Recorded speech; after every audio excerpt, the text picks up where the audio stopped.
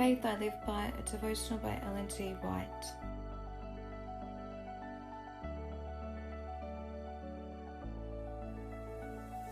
The servant of man.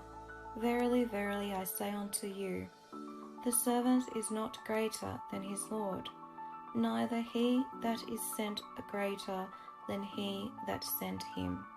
John 13:16.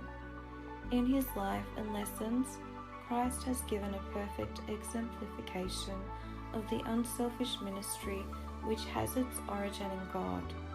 God does not live for himself.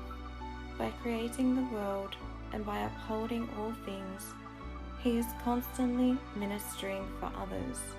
This ideal of ministry God has committed to his Son.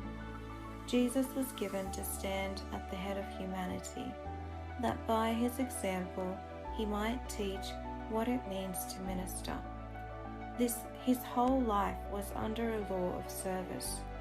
Thus he lived the law of God, and by his example showed how we are to obey it.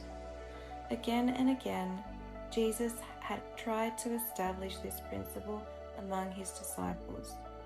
When James and John made their request for preeminence, he had said, "Whosoever will be great among you, let him be your minister."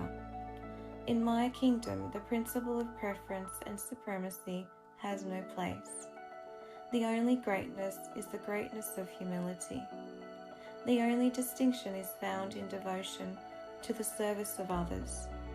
The ordinance of feet washing is an ordinance of service. This is the lesson the Lord would have all learn and practice.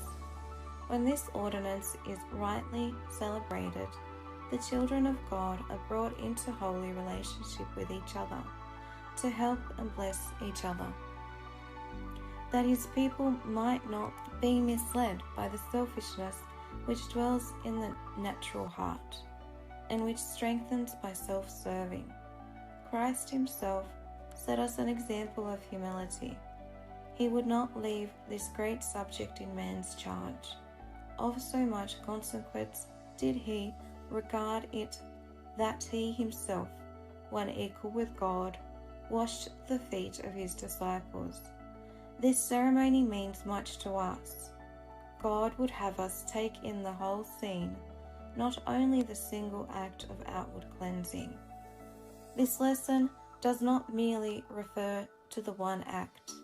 It is to reveal the great truth that Christ is an example of what we, through his grace, are to be in our intercourse with each other. It shows that the entire life should be one of humble, faithful ministry.